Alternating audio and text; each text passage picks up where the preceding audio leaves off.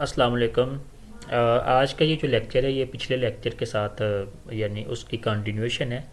वो जो पिछला लेक्चर है वो है पैसिव ट्रांसफॉर्मेशन। तो मैंने बताया था कि पैसिव ट्रांसफॉर्मेशन के अंदर हमने जो है वो इन इंट्रोगेटिव सेंटेंसेस को हमने डिस्कस नहीं किया। तो that's why without this lecture that lecture is incomplete. तो आपको इसको साथ में उसके मिलाना है। तो सब्जेक्ट ऑक्सिलरी इन्वर्जन जो होता है हम उसको पहले देखते हैं कि वो क्या चीज़ होती है। What is the subject auxiliary inversion. ठीक है, ये जब हम इसमें भी मूवमेंट का हमें जिक्र नज़र आएगा ट्रांसफॉर्मेशन का। इन्वर्जन आपने पहले पढ़ा कि इन्वर्जन का मतलब होता है जब हम एक नॉर्मल सिंटैक्टिक आर्डर को तब्दील करते हैं डिफरेंट पर्पसेस के लिए। ठीक है, तो जैसे हमने पीछे लेक्चर में भी मिसाल दी थी, his father stood in the doorway. ये एक नॉर्मल ऑर्डर है, आमतौर पर ऐसे लिखा जाता है, लेकिन हम जोर देने के लिए हम कह सकते हैं कि इन the door way stood his father. तो पिछले लेक्चर में मैंने इससे पिछले लेक्चर में ये भी बताया था, जब वर्ल्ड ऑर्डर ट्रांसफॉर्मेशन हमने पढ़ा था, कि अब हम अगर ऊपर वाले जुमले कहते थे तो उसमें हिज फादर के ऊपर स्ट्रेस होगा, यानी हम ये कहें कि his father stood in the doorway. ठीक है, लेकिन जब नीचे वाला जुमला हम पढ़ेंगे हम कहें कि इन the door way stood his father, यानी इसका मतलब इन द डोर वे को आप ज़्यादा स्ट्रेस कर रहे हैं, ज़्यादा हाईलाइट कर रहे हैं, तो दैट्स वाई इसको पहले लेके आया जा रहा है। ठीक है, ये इन्वर्जन होता है, पहले भी हमने देखा है। अब देखना है कि ये जो इन्वर्जन आगे देखते हैं। असल्टिव सेंटेंसेस जो होते हैं, the in assertive sentences the auxiliary is followed by the subject. ठीक है, अब ऑक्सिलरी क्या होता है, जैसे देखिए ऑक्सिलरी ये आमतौर पे is, am, are, was, were, will, shall, can, could, will, would, shall, should, ये सारे ऑक्सिलरी होते हैं। इनको आमतौर पे हम हेल्पिंग वर्ब भी कहते हैं। ठीक है, हाँ ये एक लहदा डिबेट है कि मतलब इज़ जो होता है क्या हेल्पिंग वर्ब है या मेन वर्ब है। चूँकि इज़ जो होता है इज़ बतौर हेल्पिंग वर्ब भी इस्तेमाल होता है, बतौर मेन वर्ब भी इस्तेमाल होता है। जैसे मिसाल के तौर पर हम एक जुमला बनाते हैं कि ही इज़ अ स्टूडेंट। अब इसमें इज़ जो होता है बतौर मेन वर्ब का इस्तेमाल हो रहा है, तो चूँकि इसका है ये वर्ब है। लेकिन जब हम कहते हैं कि ही इज़ प्लेइंग क्रिकेट, अब इसमें इस जो होता है वो एक एज एन ऑक्सिलरी या हम कह सकते हैं कि एज अ हेल्पिंग वर्ब इस्तेमाल हो रहा है, चूँकि यानी कि इसमें मेन वर्ब प्ले है और प्ले के साथ इंग फॉर्म लग के और इस लग के से प्रेजेंट कंटिन्यूस टेंस बन रहा है।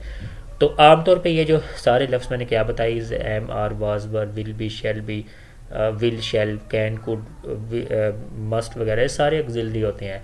हाँ इसमें अब आगे ऑक्सिलरी की काइंड्स भी होती हैं, यानी इसमें जो इज़, एम, आर वगैरह होते हैं या जो हैज़, हैव वगैरह होते हैं, इनको प्राइमरी ऑक्सिलरीज कहते हैं। ठीक है, और इसके बाद दूसरे जो होते हैं will, would, shall, should, can, could, may, might, must वगैरह, इनको हम आमतौर पे कहते हैं मॉडल ऑक्सिलरीज। ठीक है, तो ये दोनों में फ़र्क होता है, यानी मॉडल ऑक्सिलरीज और हेल्पिंग जो है क्या कहते हैं दूसरे जो प्राइमरी ऑक्सिलरीज होते हैं। ठीक है, तो असल्टिव सेंटेंस के अंदर आमतौर पे हम क्या करते हैं कि सब्जेक्ट के बाद ऑक्सिलरी लगाते हैं। ठीक है, तो लेकिन जब हम इसको इंट्रोगेटिव फॉर्म में तब्दील करते हैं, जब हम इसका सवालिया बनाते हैं, तो हम उसमें उसके जो ऑक्सिलरी की मूवमेंट हम कर देते हैं। अब जैसे देखिए कि जुमले से वाज़ह हो रहा है, ठीक है, कि ही इज़ प्लेइंग क्रिकेट। अब ये एक असल्टिव सेंटेंस है, तो इसमें ही शुरू में लगा सब्जेक्ट है, उसके बाद इज़ ऑक्सिलरी के तौर पे आ रहा है। अब आप इसको अगर नोट करें तो ही इज़ प्लेइंग क्रिकेट। अब इसी को जब हमने इंट्रोगेटिव बनाया, इंट्रोगेटिव क्योंकि येस नो क्वेश्चन भी होते हैं, डब्ल्यू एच क्वेश्चन भी होते हैं, इससे आगे वाले लेक्चर में हम डिस्कस करेंगे कि डब्ल्यू एच मूवमेंट क्या होती है जो डब्ल्यू एच क्वेश्चन वगैरह बनाने में इस्तेमाल होती है। ठीक है, अब इसको देखें कि इज़ ही प्लेइंग क्रिकेट के अंदर इंट्रोगेटिव जुमला है और इसके अंदर हमने क्या कि ऑक्सिलरी को इसकी इन्वर्स कर दिया, यानी जो ऑर्डर था नॉर्मल ऑर्डर को हमने इन्वर्स कर दिया है। ठीक है, तो इसको हम कहते हैं कि सब्जेक्ट ऑक्सिलरी इन्वर्जन, ये हमने कर दिया। अब आगे देखें, इसकी मिसाल हमने आगे बताई है कि ये देखें आक्स मूवमेंट एंड क्वेश्चन ट्रांसफॉर्मेशन, यानी जो हम क्वेश्चन में ट्रांसफॉर्म करते हैं जुमलों में, तो ये जो ऑक्सिलरी मूवमेंट है इसका क्या रोल होता है। तो aux movement means the movement of the auxiliary from its normal position to the beginning of the sentence. ठीक है, यानी इसमें हम क्या करते हैं कि ऑक्सिलरी की जो अपनी नॉर्मल पोजीशन सब्जेक्ट के बाद होती है ना, उसे हम उठा के फिक्रे के शुरू में ले आते हैं। तो इंग्लिश के अंदर हम इस तरह से करते हैं। अब इसको हम देखना ये है कि इसको इस तरीके के साथ किया जाता है। तो देखें अब इसमें जुमला है कि he will write a book, ये लिखी हुई है he will write a book. ठीक है, इसमें एक सब्जेक्ट है, इसमें विल क्या है ऑक्सिलरी है, और इसका राइट क्या है राइट अ बुक, ये आगे आ गया, यानी ये आक्स मूवमेंट है। अब देखिए आक्स मूवमेंट को समझने के साथ साथ अब ये भी समझें अब मूवमेंट की हम कितनी किस्में पढ़ रहे हैं। मूवमेंट में एन पी मूवमेंट भी होती है, नाउन फ्रेज मूवमेंट भी है, इसके बाद दूसरी मूवमेंट भी होती है।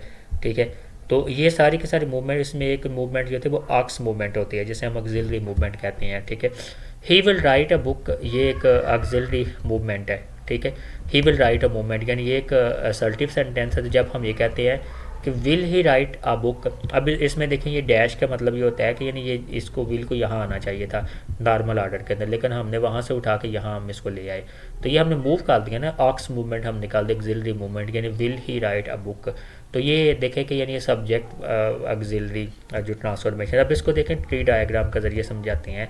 मैंने पहले भी बताया कि ये जो ट्री डायग्राम इस तरीके से बनेगा, ये अच्छा ट्री डायग्राम होगा। जो पहले वाला ट्री डायग्राम है ना इनिशियल लेवल वाले, वो थोड़े इनकम्प्लीट होते हैं। ये इसमें देखिए इसमें एग्रीमेंट भी आ जाता है, टेंस भी आ जाता है, इसमें फिर कौन सा टेंस है ये भी आ जाता है। देखें जैसे कि अब सब्जेक्ट ये सेंटेंस है, अब चूँकि सेंटेंस में देखें दो नोड होती है ना, एक एन पी होता है एक वी पी होता है, तो आपने इसके साथ एक और जो होता है ना एक लाइन इस तरीके से बना लेनी है शुरू में, क्योंकि वहाँ हमने मूव करना है ना ऑक्सिलरी को। अब यहाँ आ गया ये विल अपने यहाँ ले आए, ठीक है। इसके बाद एन पी वही है, उस तरह जो होता है ना कि वो टेंस भी है, इसके बाद जो होता है ये जो प्रेजेंट भी है, तो इसके बाद जो होता है ना कि ये ऑक्सिलरी भी है, ये सारी चीज़ें आ गई। इसके बाद देखें वही उसी तरह वी पी आ गया, वी पी के साथ आप देखेंगे कि स्पेसिफायर आ गया, स्पेसिफायर के बाद आप देखें वी बार है, वी बार के बाद आप देखें कि ये जो आ गया वी के बाद एन पी आ गया, ठीक है।